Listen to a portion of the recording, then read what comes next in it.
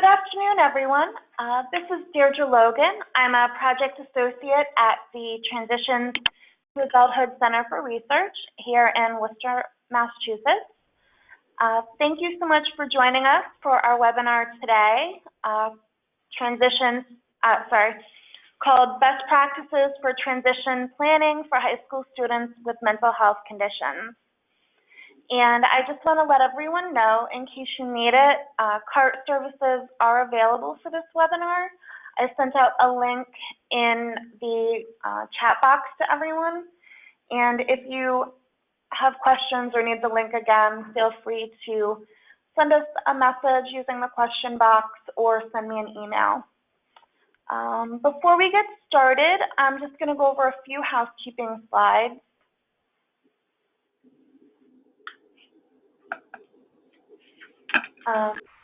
So could you move the slides forward, please?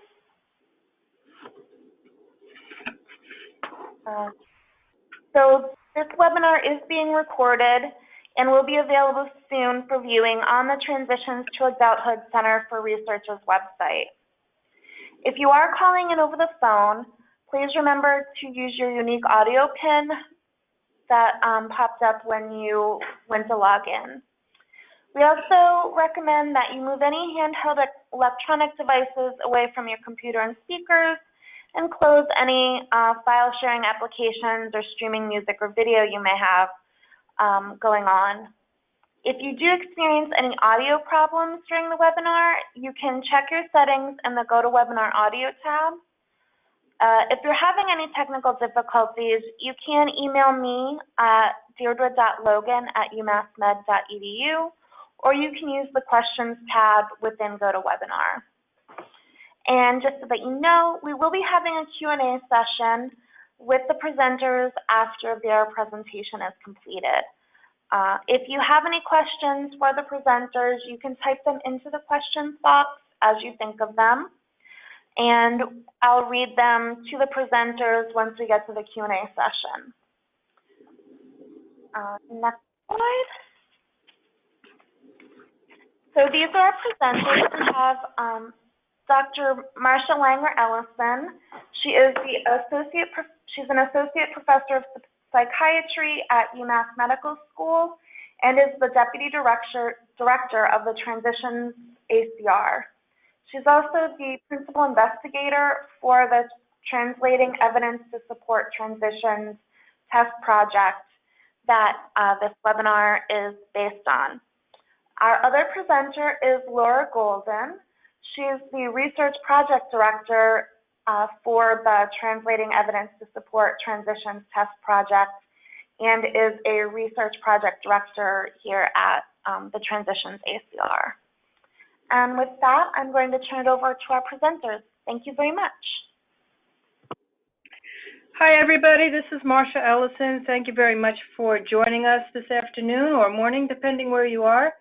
I want to first acknowledge the funding support for the webinars in general comes from the National Institute on Disability, Independent Living and Rehabilitation Research, and is sponsored through our Learning and Working Rehabilitation Research and Training Center.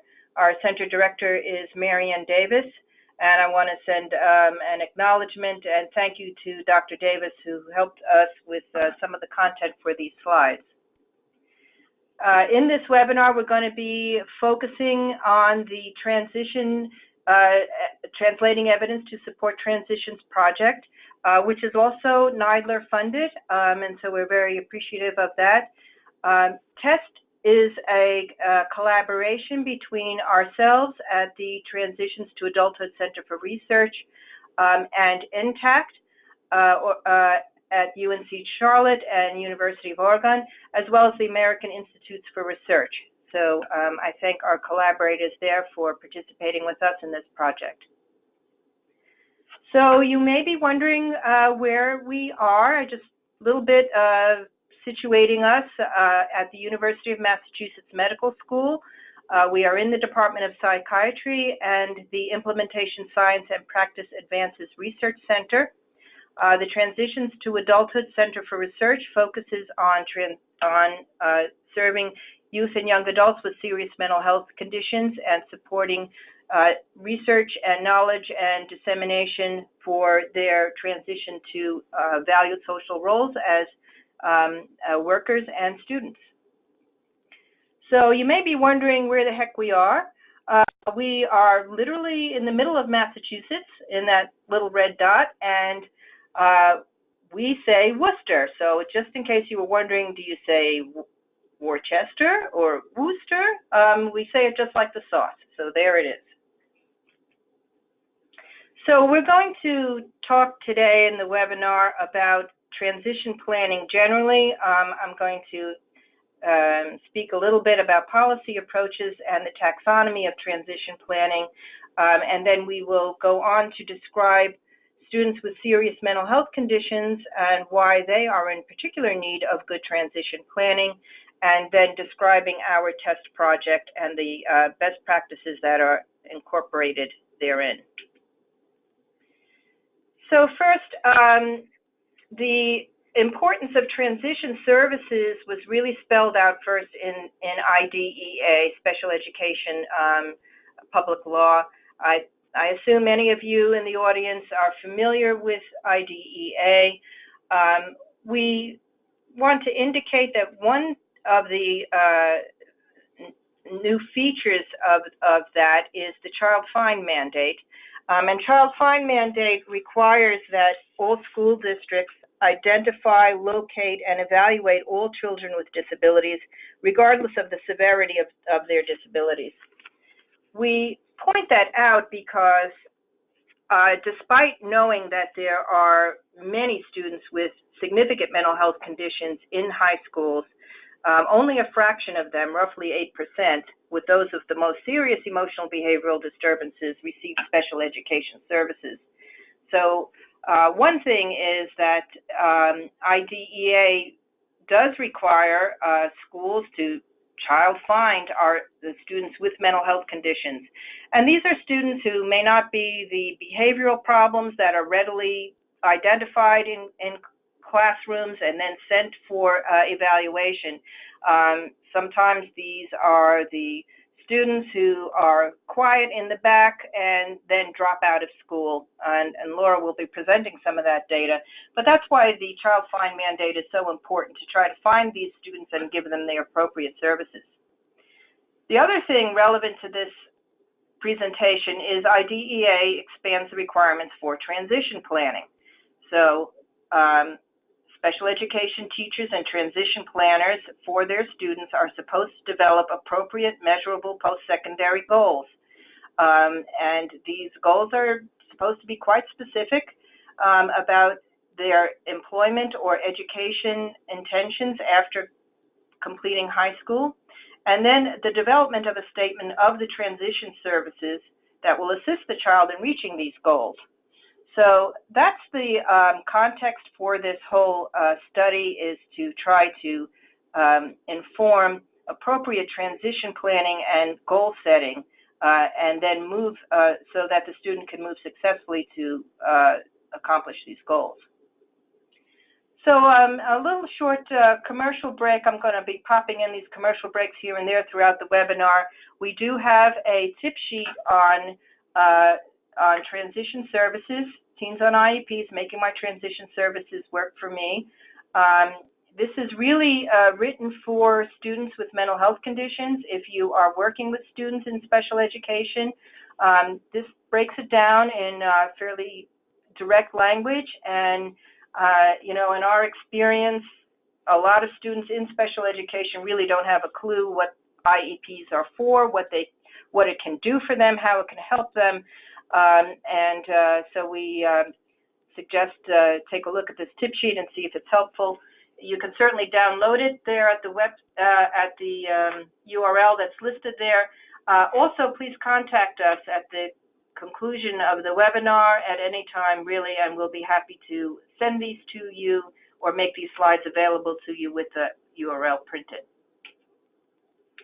Okay, that's IDEA. The other thing is the Workforce Innovation and Opportunity Act, WIOA, and This is really a new legislation, became law in July 2014.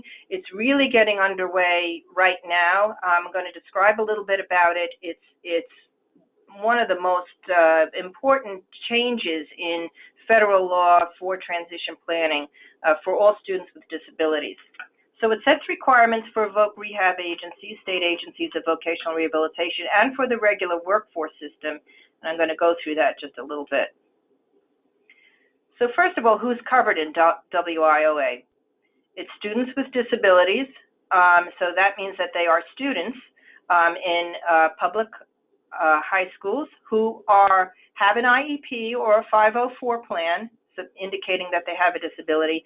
The unique thing about WIOA is it also requires services for students who are eligible for. So that means the voc rehab agencies and the schools have a responsibility for identifying students who could be eligible for VR and might otherwise just sort of slip through the system and need services but never get them. So that's a new requirement that's really especially relevant to our population. It serves youth with disabilities ages 14 to 24. That's specific to out-of-school youth with disability. Again, a very special thing about WIOA is its focus on students who are out of school, or rather youth who are out of school, students with disabilities who are still in high school, and youth who are not. And as Laura will point out, the dropout rates for our particular population is rather high. So being able to appropriately serve these youth who are dropped out of school is really a wonderful opportunity. So in terms of the regular workforce system, being able to serve the youth who are not in school, the law is asking the one-stop career centers to spend 75% of their funding for youth for out-of-school youth. And these there are financial necessity requirements for these youth unless they're considered high risk. And high risk goes pretty far. School dropouts, school age but not attending school, in juvenile or criminal justice systems, homeless or runaway, foster care or out-of-home placement, living in a poverty area, pregnant or parenting. So the workforce system, that means your American Career Centers need to make their services accessible to youth with serious mental health conditions who meet one of these criteria. And then there are the requirements for state agencies of vocational rehabilitation. So as I mentioned, the VR systems are expected now to help students with disabilities who are or are potentially VR eligible with transition-related services, and I'm going to describe those in a second. And they are required to commit 15% of federal funds to these pre-ed services for these youth with the most significant disabilities. So what are these pre-ed services? So pre-ed stands for pre-employment training services. It's really taxing state agencies of vocational rehabilitation to look beyond age 18 or younger than age 18 and to think about getting these younger students ready for their post-secondary activities. And there are 5 requirements for pre-eds. Job exploration counseling, work-based learning experiences, counseling as in career counseling, and workplace readiness training, including social skills and independent living skills, and instruction in self-advocacy. And what is really wonderful about these things, some of them have more evidence than others, but in particular, workplace learning activities has been demonstrated by research to be one of the biggest predictors of future earnings for youth with disabilities. And these experiences are critical because they provide youth with the opportunities to experience and practice self-exploration, career planning, and development of their work skills and understanding of how to work a job, be in a job, and succeed at a job. Also, what's important in all of the WIOA regulations is that these internships, so that if there is payment and they're paid internships or paid workplace experiences, they have to be at least minimum wage. So, so sheltered workshops is no longer an option for VR systems and for students with disabilities. My second commercial of the day is our tip sheet on WIOA. We actually have two tip sheets, and this one is geared towards families and was really assisted by our Family Advisory Board here at the Transitions ACR, and helps explain and this information that I just described. We also have another WIOA policy sheet that really goes through the details of the law, written by Joe Maroney at the Institute for Community Inclusion, and we're very grateful for him, to him for that. Okay, so that's WIOA and that's IDEA. And I wanted to put this slide in there. This is the Kohler Taxonomy for Transition Planning. In other research that we've done, we have come across this taxonomy, and we find it really very helpful for thinking broadly about what is needed when you're doing transition planning. And this is cross-disability. This is for students with all any disability. So I'll mention these 5 components. There is family involvement. So if you are a service provider member, typically working with adults, and once you start working with students and young adults, you'll discover that families are part of the picture. And if you really want to, well, or rather, you can't work with the student divorced from the family without, you know, having real compromises in effectiveness. So, because youth, high school age youth, are really ensconced in their family, and there's a lot of sort of mutual decision making that goes on. Student focused planning. So definitely you're going to want to work with the student, and you can't plan without the student, and you can't plan, you know, without their participation, and thinking through what their goals are, what their interests and capacities would be for post-high school. The taxonomy includes student development. So it's not enough to say to a high school age student, well, you know, we expect you to apply for community college and to succeed, and we think that this will be great for you, without giving some real help with the skills that are needed for post-secondary education or employment. So student skill development really becomes important, and we see that in the WIOA legislation also about self-advocacy skills and the other skills that come through work-based learning experiences and so forth. So interagency collaboration is also identified by Paula Kohler, and it's knowing that, especially for our students with psychiatric disabilities, that they tend to be involved with many systems, and if you really want to do successful transition planning, you've got to incorporate these other agencies together and make a cohesive plan that maximizes other agencies' resources, and so that better outcomes are achieved. So program structure is less relevant to school systems, but once you are in other kinds of systems like mental health systems, you really want to start thinking about your program philosophy, your program policy, and in terms of being able to do good transition planning.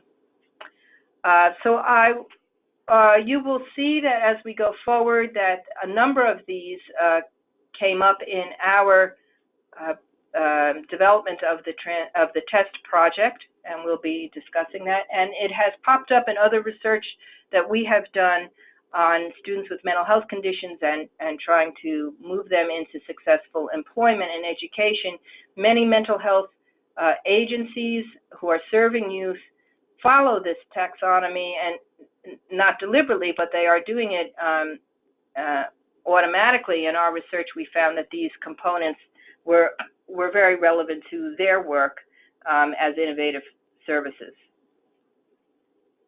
Okay, so that's kind of the lay of the land in terms of transition planning broadly, and I'm going to turn this over now to Laura Golden, who will describe the difficulties of students with mental health conditions in particular. Thank you, Marsha. So we wanted to take a few minutes to share why it is so important to capitalize on IDEA legislation, the IEP and transition planning process, and WIOA for high school students with mental health conditions. First of all, there's a significant number of high school students with mental health conditions. There's a prevalence mean of 13.4% across all children and adolescents in terms of having a mental health condition. And also 50% of psychiatric conditions have onset before age 14. So 50% of the people that will have a psychiatric condition in their lifetime are often walking in the door their first day of high school already experiencing some symptoms. And by age 25, 75% of people who will develop psychiatric conditions will have onset of symptoms. And with the onset of these psychiatric conditions or mental health conditions and their accompanying symptoms, there's some functional implications that come along that affect educational outcomes. Mental health symptoms can interfere with things such as sustaining concentration and maintaining stamina, being able to screen out stimuli in the classroom, time management, handling pressure. Memory is often a great difficulty for young people with mental health conditions, as well as the retention of info. Interpersonal skills, getting along with classmates. Test anxiety is another huge issue sometimes. And then emotional regulation and impulse and behavioral control also come into play. Research has also shown that high school students with what we're going to call ED, emotional disorders, that's the disability label often placed on high school students with mental health conditions. So students with ED in special education, we know that they have some high school experiences that aren't as ideal as students in other disability groups. So as we can see, students with ED report getting along pretty well with other students and teachers at about a 20% lower rate than students in other disability groups, 67% versus 85%. They're also less likely to partake in organized extracurricular activities. Particularly striking is that students with ED, 22% of the time, they attend a special or alternative school, whereas for other disabilities, that rate is only at 3%. They're also much more likely to take all their courses in special education settings instead of a general education setting than other disability groups. They're less likely to be offered a school-sponsored work experience, and they're also more likely to be present but not really participate actively in their transition planning compared to other disability groups. So that's why we're concerned about students with ED in particular. And understandably, some of the educational outcomes for students with ED aren't so great. So in terms of high school, we know that students with ED have a high school incompletion rate that is higher than that of other disability groups. Students with ED have a high school incompletion rate of 44%, whereas for other disability groups, it tends to range from anywhere from 14 to 29%. Research also shows students with ED tend to have poor school performance, attendance, grades, and also tend to repeat grades fairly often. In terms of college or post-secondary education, less than half of special education students with mental health conditions, so in other words, students labeled with a disability of ED, less than half attend post-secondary education of some sort within 8 years after high school. So that could be a college or university or also vocational training. Less than half of these students within 8 years attend any of those types of post-secondary education. And of those who do make it into a post-secondary program, only 41% have been found to graduate. So there's definitely room for improvement for outcomes for this group, and we would like to support that endeavor. And so Dr. Ellison and our team here at the Transitions ACR proposed the TEST project, which is an acronym for Translating Evidence to Support Transitions.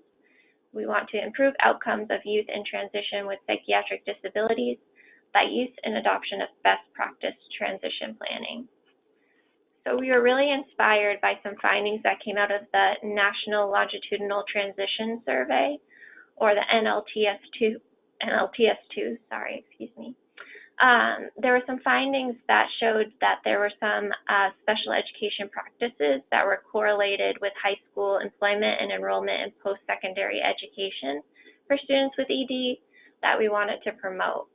And those were student-led IEP transition planning meetings, a concentration of career and technical education courses, which is equivalent to taking 4 credits of concentrated CTE courses, and community partnerships in transition planning.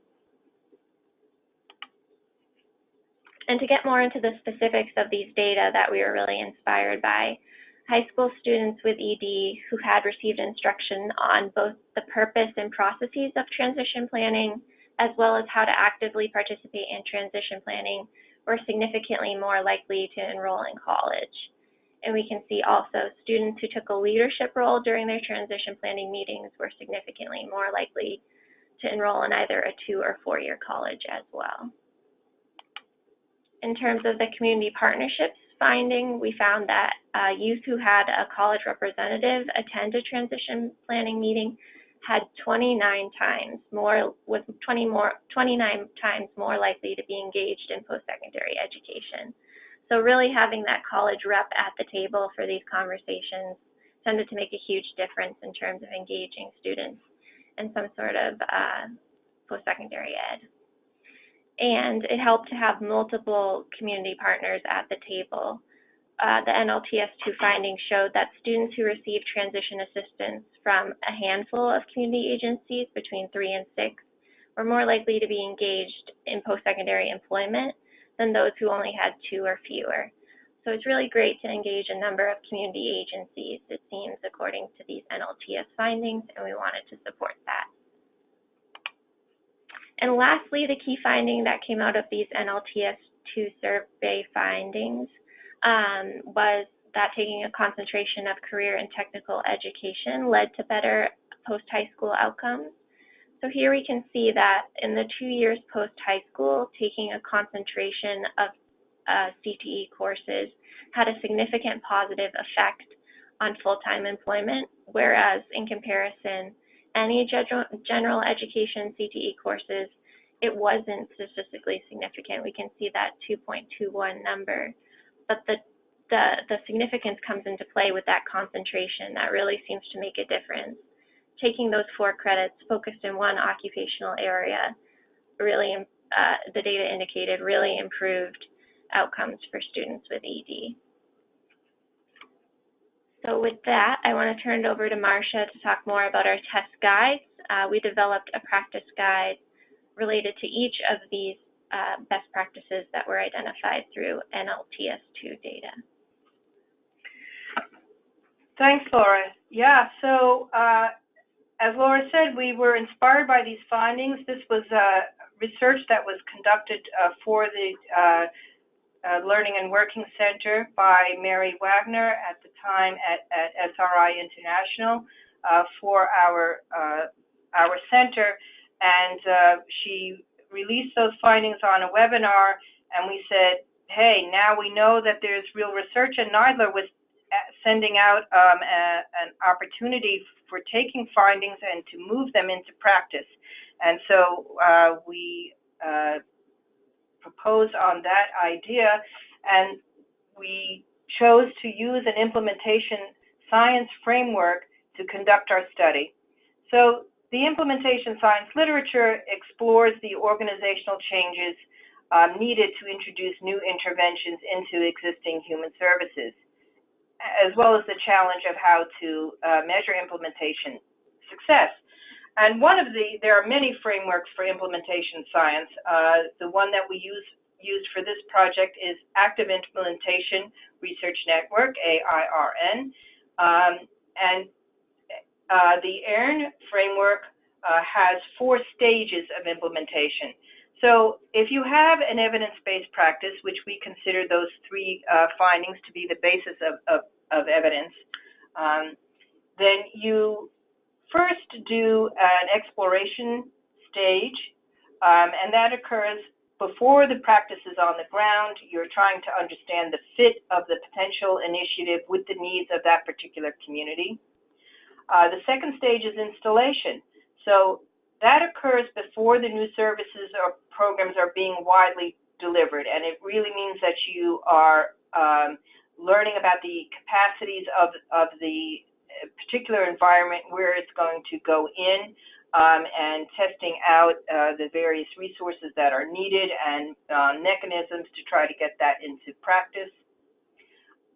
In the third stage, initial implementation, is when the new intervention is first introduced and made available, and ensures that continued learning and improvement is occurring to inform refinements moving forward.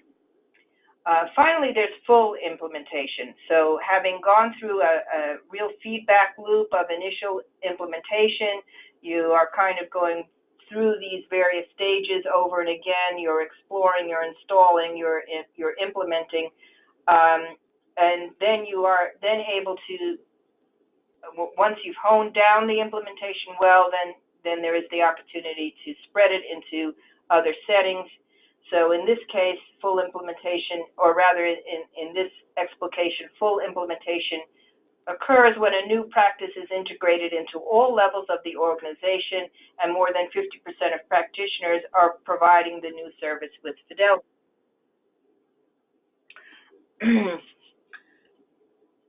So, let's see, I want to make sure folks still hear me. Okay. We use the AIRN framework to develop our test guides. So we use the exploration stage, and this was, we began to really sort of think about what is the curriculum development that is needed for to put these 3 practices into place, and we consulted with state and national partners, elicited feedback from district and school level stakeholders, and in particular, we had an advisory council of transition planners in the state of South Carolina. Elsewhere helped us to develop the curriculum, and then we did, in year 2, we installed and did initial implementation in South Carolina. So we involved 2 high schools and trained the transition planners to use the guides, and we had a data and feedback loop with them to further enhance our guides. And then finally, having had now a good development of the 3 guides, we moved to full implementation. So by that we meant we brought the guides to 2 states, and that turned out to be Maine and Connecticut. And across both of them, we asked 10 high schools to use the guides. So one guide was used in Maine with 4 high schools, and the other 2 guides were used in 6 high schools in Connecticut.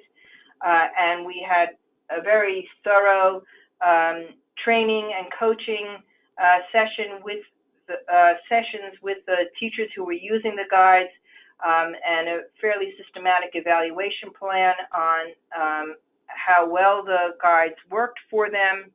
And then that was an iterative process of obtaining information and evaluation and modifying the guides accordingly. So I'm going to describe the guides and our outcomes to you in a moment, but just to complete this, our process during years 4 and 5, and that's you guys and us right now, we are disseminating the guides and providing technical assistance to them. So I keep talking about the guides, so what am I talking about? So one of them is the Supporting Student-Led Transition Planning for Students with Emotional Behavioral Disturbance. That's a picture of our guide, that's the URL. All of these guides are available on our website. You can download them for free. You can also contact us and we'll be happy to send them to you as hard copies. So what's in the Student-Led IEP guide? So we know that high school is not real life, but it can build the foundation for what comes next. So in the student-led IEP, we are focusing on increasing student engagement in their IEPs, facilitate growing self-advocacy and self-knowledge, and to develop a purposeful, coherent vision for what comes next. And in particular, the student-led practice guide provides 5 lessons that transition planners are asked to conduct with their students with EBD and in advance of an IEP meeting. And in addition, the guide provides other guidance for how to prepare for an IEP meeting that is student-led, what should actually happen, and how to measure outcomes. So this is a listing of the lesson plans that are in the student-led guide. We are asking transition planners to work with students to first understand what is an IEP, review IDEA, and review what goes into an IEP, their past goals and their performance, and also then to build self-determination, we help students to understand what their strengths are, what are their needed supports, what are their preferences and goals. I can say, as a mom who has gone through IEP meetings, that I think very typically students are an afterthought. Conversations are happening between possibly the parents and the teachers, and students are really maybe looking at their phones during the time of their meeting and really have very little involvement. So this is an opportunity to really try to get students to understand the opportunities that are available through their special education transition planning. Part of that is for them to be able to create goals, to start thinking about the future and where they might want to go post-high school. And then once you are thinking about that is what do you need to get in high school to get you there. We also provide lesson plans on helping the student to prepare to lead the IEP and then practicing leading an IEP. And I would say that this is really a novel opportunity, and it's, student-led IEPs is not a novel idea.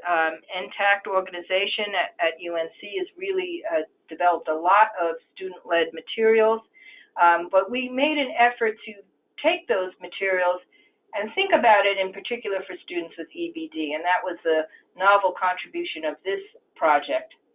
So we know that students with EBD, they may have symptoms or characteristics that affect their capacity to lead their IEP. They may have disruptive behaviors, and IEP team participants may be reluctant to work with the student.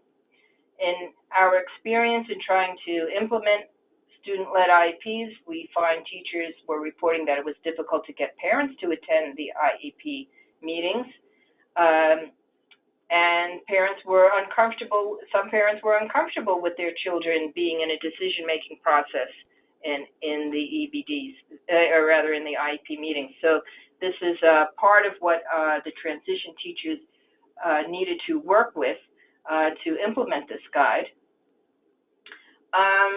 But nonetheless, we had some very positive outcomes when the student-led test guide was used. So one thing we found is that teachers reported that they developed creative ways to engage students with IDEA. We have within the guide a IDEA quick guide. It gives sort of a one-page summary of IDEA written for students, but it was helpful. These teachers did a scavenger hunt and put different clues about IEPs around the school and the classroom, and the students had to find them, and that was a really sort of clever way to teach the components of IDEA. We also got a number of evaluative comments. We asked teachers to comment about the guide, students and parents. So one teacher reported that an administrator of their school who attended a student-led IEP commented to that teacher positively about all that the student was able to share at their meetings. So that was new for that teacher and that school. Students reported a couple of things to us as well. One said that he felt that those 5 lessons helped me learn my rights for special education, and another said that I feel like I want to participate in my IEP meetings more because I understand the process better and what an IEP is for. So we got other feedback like that. Students really reported that they started learning about their strengths. They hadn't really thought about that before. Thinking about their goals, hadn't thought about that before. And altogether, our feedback on the student-led guide was quite positive. Okay, so partnering with community agencies in transition planning. So that was one of the 5 of the components of the Kohler taxonomy, and we knew from the NLTS2 findings that involving community partners was important.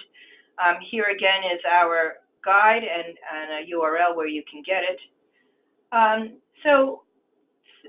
What our guide does is have special education teachers think about the community supports that could be available to the students presently and as they move through post-high school, and give the teachers an opportunity to connect with these resources before there is a crisis with the student.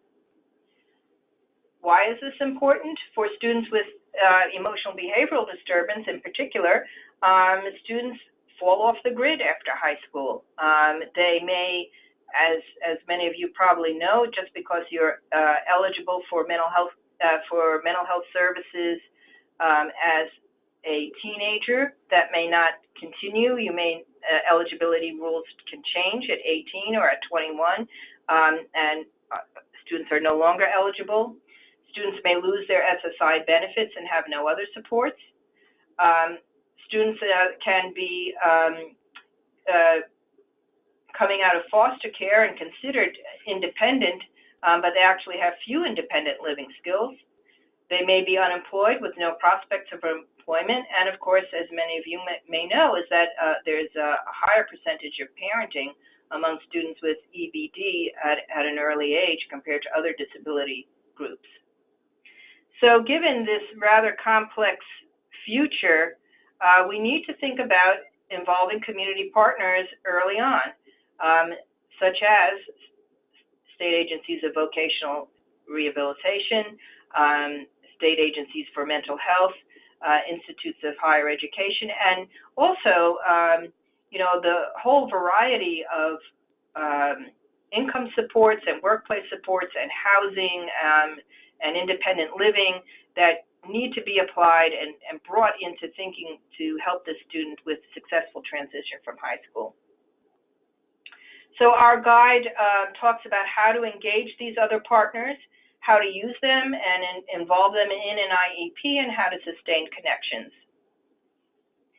So we know that students with EBD also need special considerations, as I described earlier, that they have a variety of conditions that are unique to them that require the community agency involvement.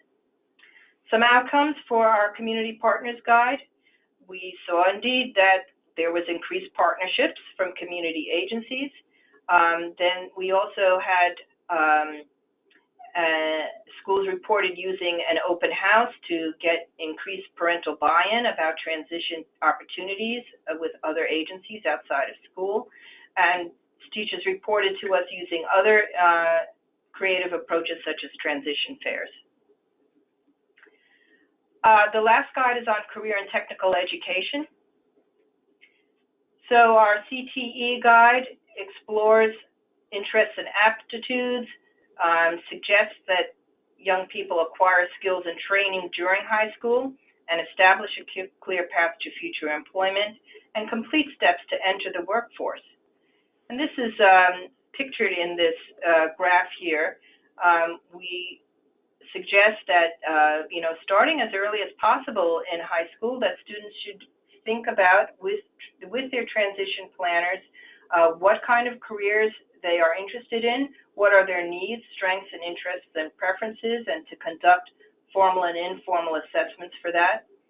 And for those schools that have an individual learning plan, use that and use what's in that, which are the career clusters and the employment career pathways that are available through individual learning plans, and translate that into IEPs to create transition and employment goals, and more importantly, to figure out what are the steps and experiences and coursework that is needed to achieve those goals. So we expect transition planners using this guide to specify a progression of CTE courses that lead to this specified goal. What are the kinds of goals? Post-secondary goals, trade certificates, employment, higher education. And you can really use some very careful planning to develop the concentration of the 4 credits of CTE that we described. So it's not just any credit in, cosmetology or, say, auto mechanics here and there. It needs to be 4 credits that are aligned along a career pathway that can lead to one of these post-secondary outcomes. So we do, CTE is being considered for all students with disabilities, more and more so of late, but there are special considerations for students with mental health conditions. One is that there's a historic discouragement of individuals with psychiatric disabilities from pursuing work. So if you've been in this field, that is something that we are continually trying to change the messaging about work opportunities for students with psychiatric disabilities. Even those with the most, behavioral disorders and problems, we encourage transition planners to think that how you see this student now is not how they'll be in 5 years from now, and that providing a goal and an opportunity for moving forward can make real change in a student's life. There is a tendency to underestimate the potential for career. You need to think about family reliance on the student's financial assistance. That comes up a lot. Really, good benefits counseling is needed early on with families and with students to let them know that work is a better outcome than relying on disability benefits. We did hear a lot about challenges to CTE programming for students with EBD. Students with EBD might think that CTE classes are for quote-unquote dumb kids. They're not for students who are college-bound, and both of those are really an inaccurate assessment of CTE, and there's a lot of research to show the benefits of CTE, and so our guide talks about trying to reduce the stigma of CTE classwork. A problem that came up for us in trying to deliver CTE was that the CTE instructors were not used to students with psychiatric disabilities, were a little bit reluctant to accept them into their classes. And when they did accept them into their classes, they really had challenges around the often extended absences that students with EBD require and are accommodated in other general education classes. But CTE classes don't like students to disappear for 2 weeks, and they may have attendance requirements. And so one of the things that we had to do with the teachers delivering the guide is to help them to work with the instructors to develop flexible attendance policies. So these are some of the outcomes. In fact, we found out that teachers advocated and were excited for students to begin CTE coursework. We had one school who was mainly working with freshmen in high school, and they were really helping the students to think about their future and the career opportunities available to them, and to think through the sequence of courses in high school that will prepare them for that career after high school. And we found, we got great stories about students obtaining paid internships during their school year. Employers were impressed with student skills, and we actually heard a number of students who got a job after doing that internship with that employer. They got hired after high school. So we're really pretty pumped about our CTE guide and the potential that it has. So that concludes our formal presentation. We do hope that you are interested in the test guides and transition planning. And if so, we are on the road.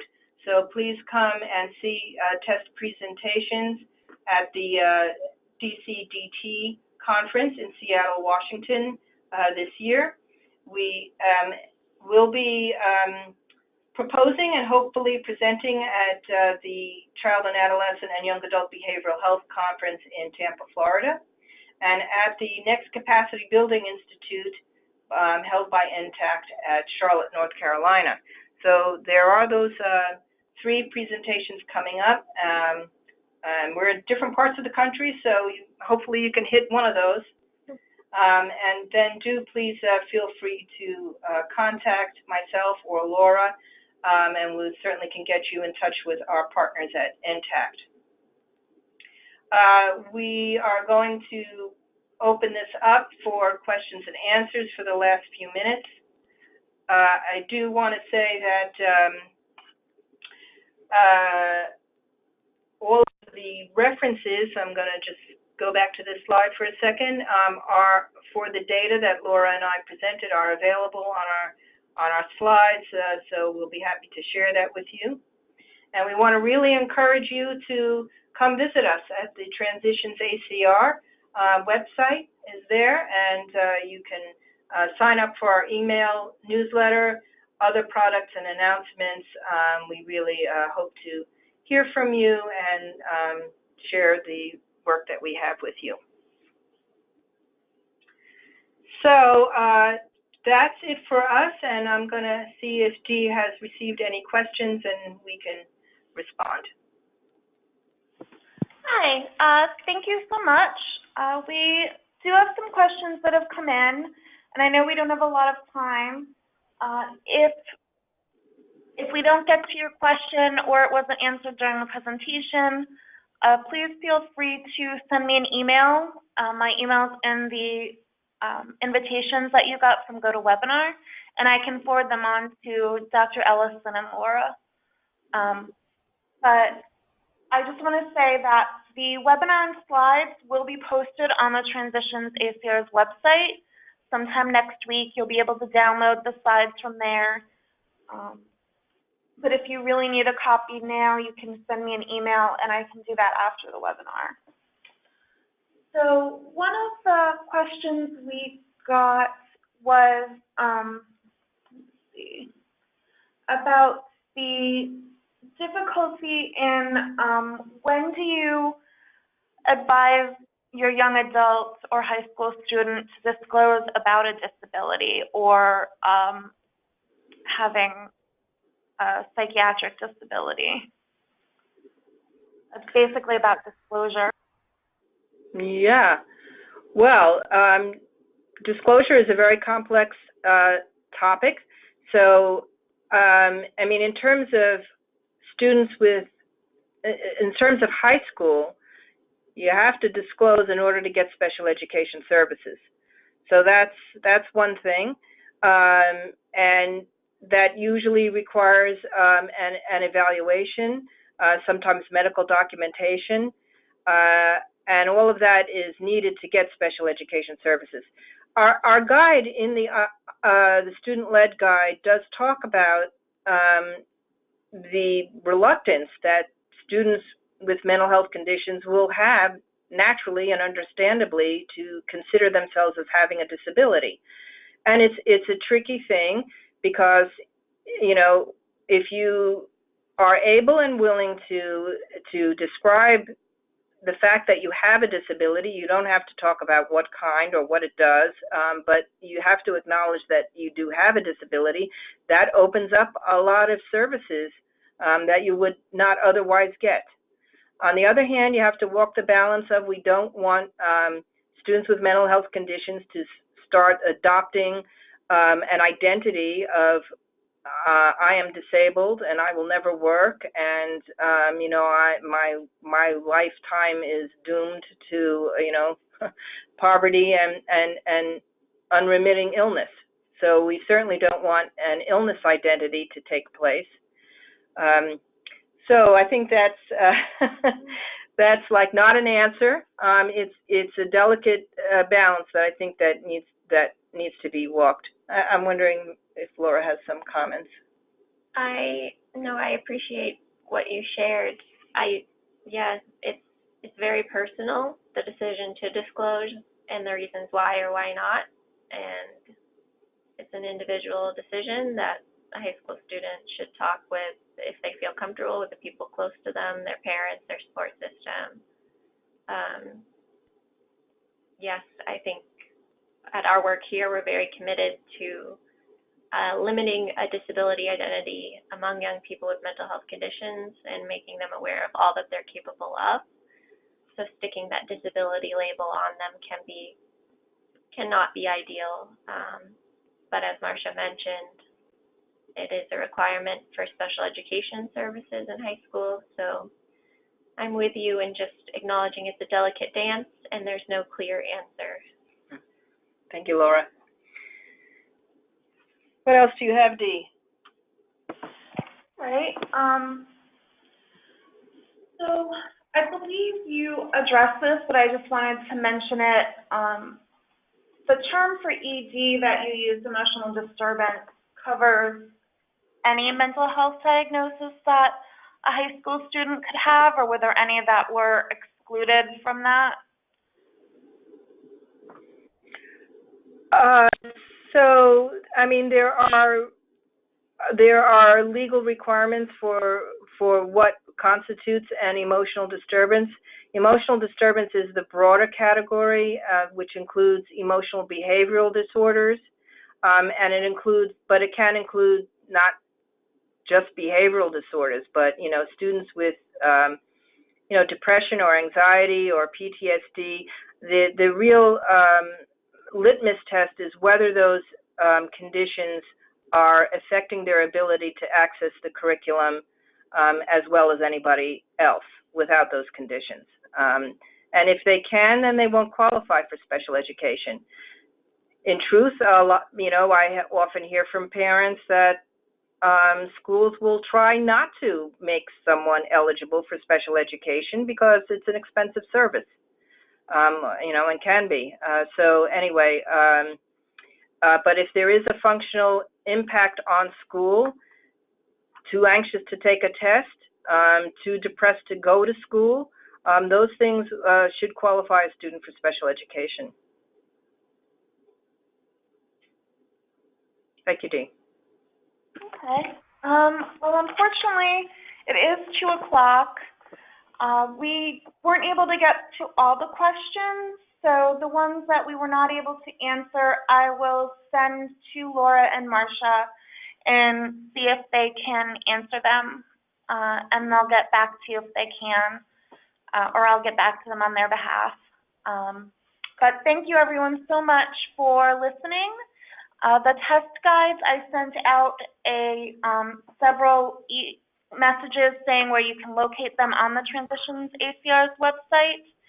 please look for the webinar and the slides to this presentation late next week. And please be on the lookout for future webinars from Transitions ACR. Hope you all have a lovely day. Thank you.